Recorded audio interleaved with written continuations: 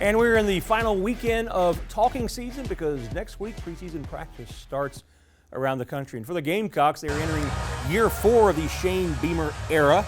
2 bowl games in the first 2 years, followed by a 5-7 season last year meant no December game on the docket. But the head coach isn't worried about the critics outside the walls. In fact, those same critics, or doubters, probably a better word, as in the voters in last week's SEC preseason media poll. The Gamecocks have plenty of doubters. They were picked to finish 13th in the new 16-team league. I worry about what I can control, and that's getting our team, along with our coaching staff and players, as best prepared to play on August 31st as we can. And winning takes care of everything, whether it be perception, narrative, recruiting, you name it. You go out there and do what we're supposed to do on the field, everything takes care of itself. And I just realized that it's truly, year to year as well. Perception out there, perception about us 365 days ago was completely different than what it is now. And what it was in August of 2021, it was completely different in August of 2022. So it really truly is just year to year, and worry about what you can control, and that's going and performing on the field. And at SEC Media Days last week, the Alabama icon turned analyst Nick Saban provided his opinion on the Gamecock program.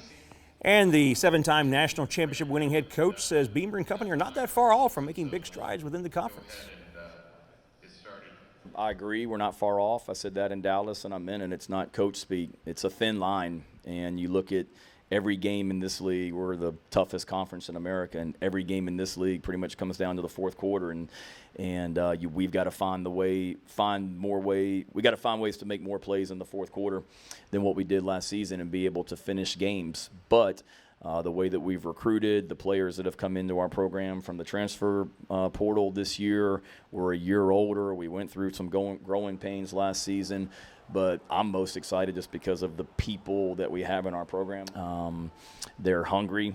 They were not happy with last season, and we've got a core group of older players, leaders, that came back for another season because last season left a bad taste in their mouth. And it wasn't they have something to prove. I think they realize how close we are. And we're not in the moral victories, but you look at some of the things we were able to do last season is proof that we're not that far off. Now we got to coach better and play better,